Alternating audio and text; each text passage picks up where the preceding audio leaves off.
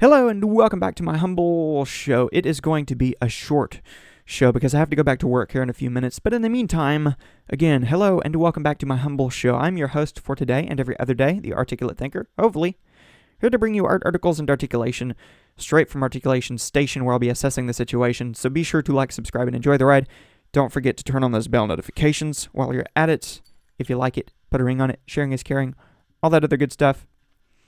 I haven't actually recorded any shows as of late. I have been uploading some shorts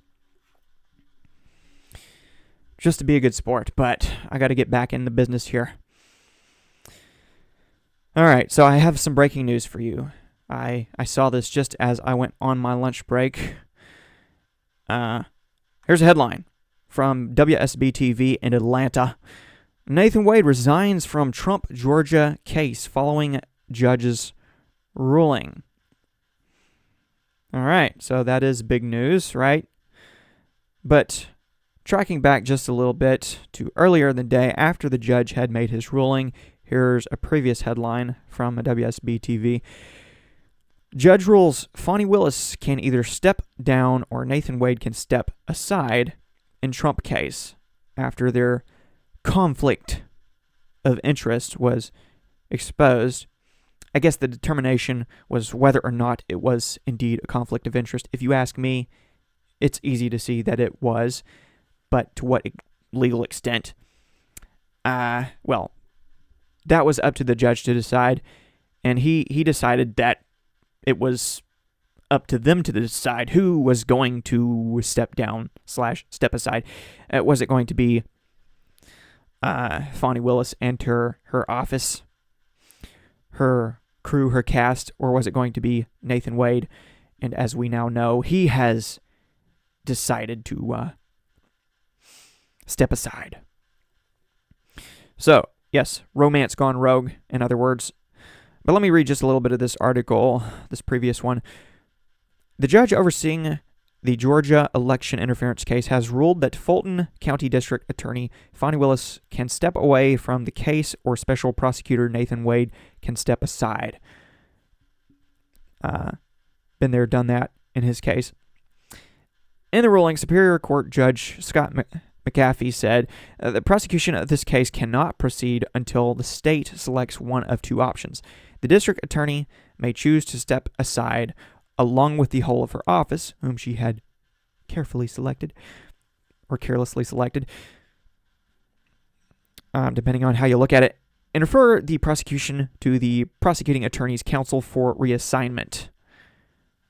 Alternatively, SADA, Wade, in other words, Nathan Wade, can withdraw, allowing the district attorney, the defendants, and the public to move forward without his presence or remuneration, distracting from and potentially compromising the merits of this case.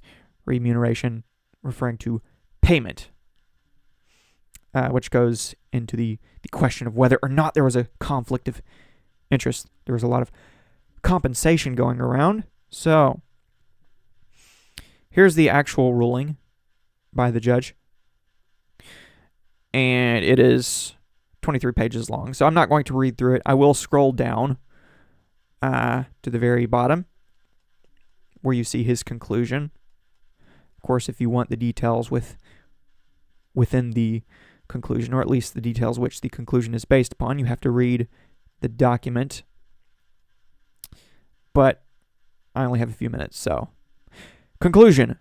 Whether this case ends in convictions, acquittals, or something in between, the result should be one that instills confidence in the process. Indeed. And sorry I didn't enlarge the text of this earlier. I doubt you would have been reading it off the screen either way, but just in case you can see it or wish to see it, there it is for your viewing pleasure. A reasonable observer, unburdened by partisan blinders, should believe the law was impartially applied, that those accused of crimes had a fair, no pun intended, opportunity to present their defenses, and that any verdict was based on our criminal justice system's best efforts at ascertaining the truth. Any distractions, to say the least, that detract from these goals, if remedial, under the law should be proportionately addressed.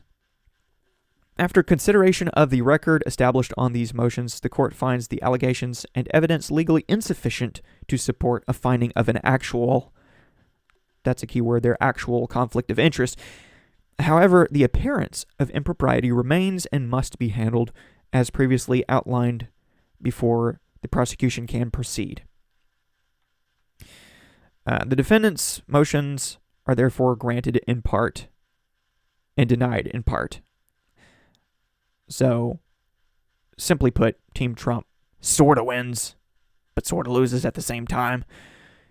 And Team Fani Willis sort of wins, but sort of loses at the same time.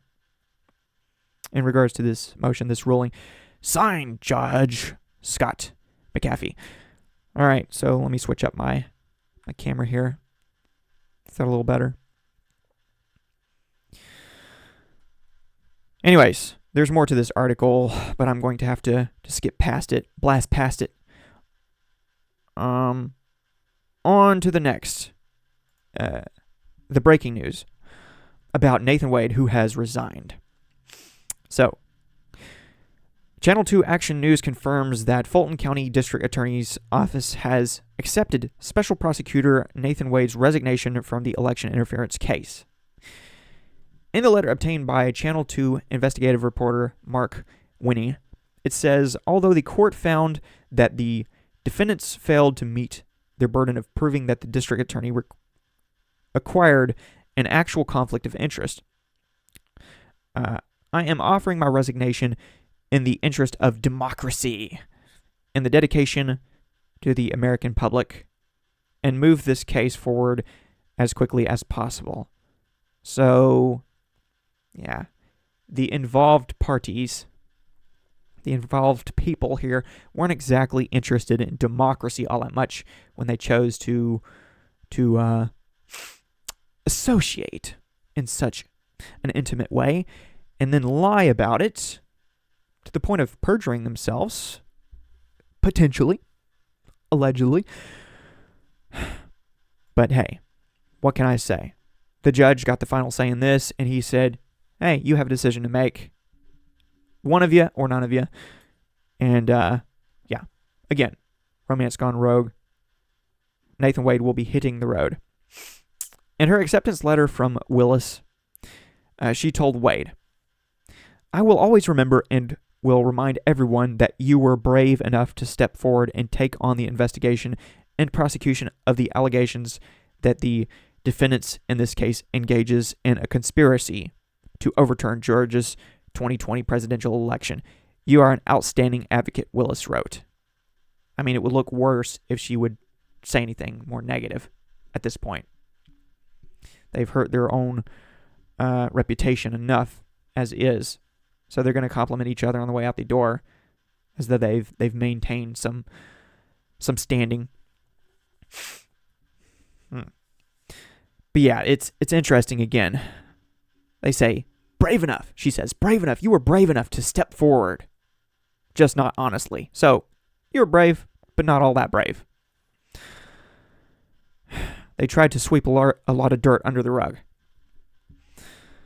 The move comes after Fulton County Superior Court Judge Scott McAfee's ruling Friday saying Willis can stay on the case only if Wade withdraws due to an appearance of impropriety that infected the prosecution team. So I didn't really break that down. And by the way, when I say break down, I'm not breaking anything down as an attorney or an expert of any sort. I'm just a guy. But like, subscribe, and enjoy the ride.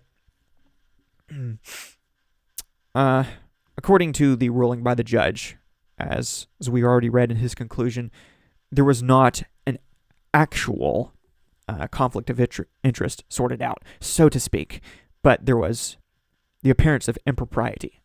So that kind of throws into question the legitimacy of the entire case in the minds of, well, not just judge, but jury, so on and so forth. And you can't have those sorts of questions in a case of a criminal conviction or potential criminal conviction, or at least a verdict.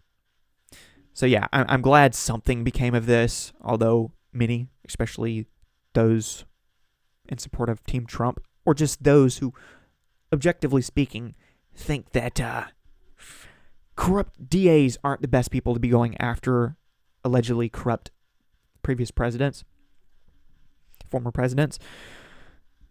We might say that even more should have been done away with here, like the entire case, for example, or both Nathan Wade and Fani Willis. But hey, I guess Fani Willis is allowed to continue making a fool of herself, so could backfire on her even more at this point. We'll see. And feel free to disagree with me. Let me know in the comments below what you think, what you know. You may know more than I do. That is a possibility, if not a probability. The move comes after Fulton County Superior Court Judge Scott McAfee's ruling Friday saying Willis can stay on the case only if Wade withdraws due to an appearance of impropriety that infected the prosecution team, as I already read. The judge criticized Willis for a tremendous lapse of judgment and questioned the truthfulness of Willis and Wade's testimony about the timing of the relationship. Seems pretty clear that they were lying, considering the other testimony, even if it was somewhat hearsay, and, additional texts, messages, etc., etc. But I don't have time to go into all of that. First and foremost, although I should have said this first and foremost, did you follow any of the trial? I don't know if it's technically a trial, but the hearings in which the aforementioned Willis and Wade testified, because that might go to show that you do indeed know at least as much as I do, and I don't need to explain too much more to you in that case. But I'm just covering some news here. Lawyers for former President Donald Trump and other defendants alleged Willis paid Wade large sums for his work and then improperly benefited when he paid for vacations for the two of them, which she claims to have repaid for in cold hard cash, which she kept stashed in her house, her stash house. No paper trail there, though, so could be a lie. But could be isn't necessarily proof of anything. So I'll give her not a benefit of the doubt on that, but, a little bit of leeway. Willis and Wade's relationship first came to light in a motion filed by an attorney for Trump co-defendant Michael Roman that sought to have the indictment dismissed and to bar Willis and Wade and their offices from continuing to prosecute the case. Throughout the last 5 months, or few months, I don't know how many exactly, I just inserted the word 5 in there because why not? Willis and Wade have acknowledged their relationship. Yeah, finally. Which they said ended last summer, but they have argued it does not create any sort of conflict and has no bearing on the case.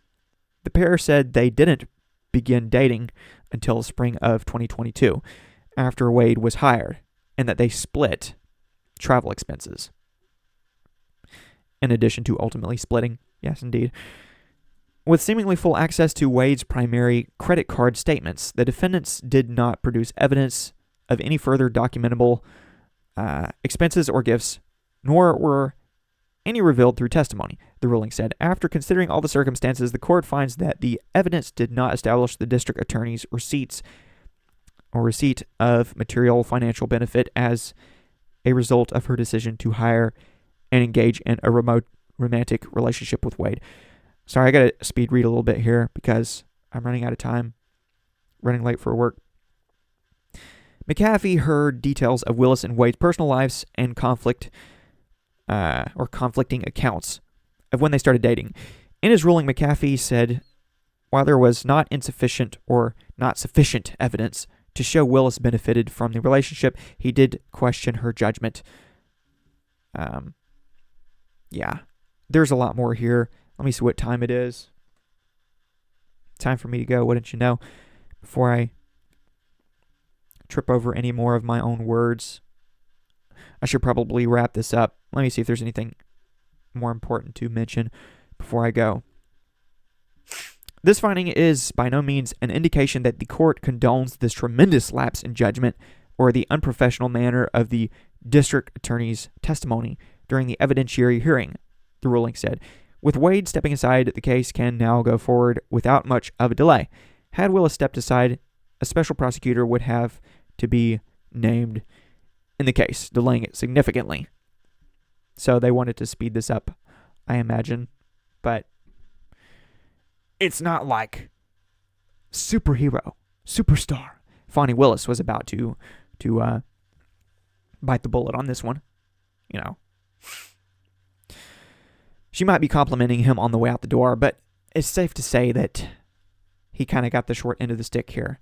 Though, if she goes on to further make a fool of herself, well, she may end up getting the short end of the stick in the end. We'll see where this case goes. And it will go fast. Quick, fast, and in a hurry now. Like I have to go back to work. Yes. So not a lot of changes being made to the office. Not as many as would have had to been made had she been the one to step away.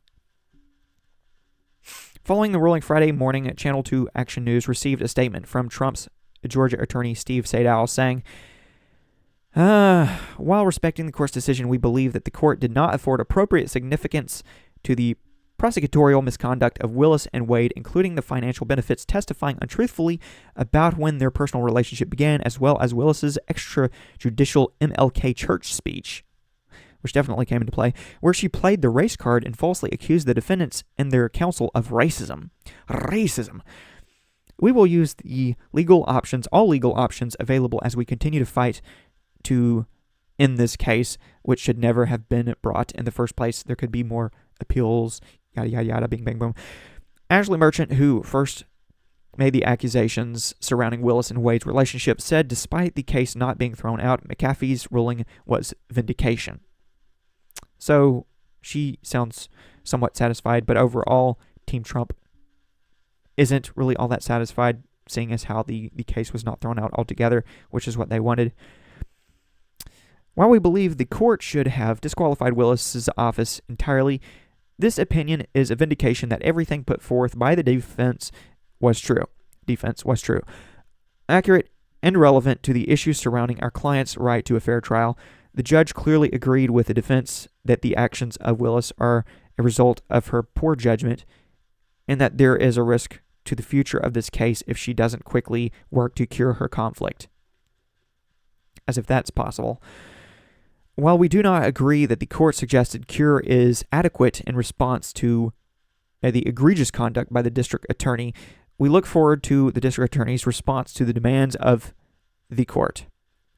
We will continue to fight for our client, aka Donald Trump. Attorney Chris, a word I cannot pronounce here, Chris Anulwisk, something like that, who represents defendant Robert Cheeley, also sent us a statement saying, the court correctly found that an appearance of impropriety and a PAL exists over this case, requiring the recusal of either the district attorney or Mr. Wade. We believe the finding of impropriety requires the disqualification of the entire prosecution team and are assessing next steps. Channel 2 Action News, that is, has also received a statement from Atlanta Mayor Andre Dickens saying, now DA Willis and her team can get back to the matter at hand, prosecuting Donald Trump and those involved in the concerted effort to steal an election. These people need to know that they cannot come to our state and overturn the will of the people. And voters in Atlanta and Georgia deserve to see justice served. Justice. So their own justice system there is corrupt. It's a little bit of a, speaking to that last quote there, it's a little bit of a plank in our own eye type of thing. When you're like, we've got to get the specks out of their eye. Meanwhile, you have a plank in your own eye. It's like, we've got to get rid of the corruption. Just not in our own state. I'm just saying. I'm not saying the mayor is advocating for corruption within the state there. I'm just saying, when you have corruption uncovered in your own state, in your own prosecution, and then you just want to shrug it off, act like it's not a big deal, and then say, back to the matter at hand. Get Donald Trump. I just question whether or not you are a partisan hack, and it sounds like you are. But hey, pretty much everyone these days is. I try not to be. I try to view everything as fairly and squarely as possible. Let me know if I'm thinking circularly here or talking in circles. I don't want to keep the show going any longer. I'm 20 minutes into what was supposed to be a short show. I got to go. A couple of headlines from New York Post here. Judge slams Fani Willis' tremendous lapse in judgment and ruling on Trump election interference case. And now a separate headline. Judge throws Fani Willis a lifeline when he should have tossed whole case against Trump. And this one is written by Jonathan Turley. He is an expert, so that's why I highlight his name. I'm always interested to hear what he has to say on such matters. Let me see if I can use this as a thumbnail for my... There we go. That works. Let me shrink my face down just a little bit. Use this as a thumbnail. Actually, you know what I'm going to do? I'm going to move my face over here, enlarge it, and then look over here so it looks like I'm looking at her. That's better. I think that works. I can't tell where my eyes were pointing, but I think that works. It'll have to do. Giving it my best shot here. I'll do my best, let you do the rest. Let me know what you think, what you know down in the comments below. Feel free to disagree with me on anything I said. And I guess my ultimate question would be, do you think that this was sufficient? A sufficient decision, sufficient ruling by the judge? Was one enough, or should both of them have gotten booted? Okay. That's all I've got for today, or at least for now. Thanks for watching. Thanks for listening. Peace. I feel like my audio/video might be out of sync. I sure hope not. Oh well, I'll find out soon enough.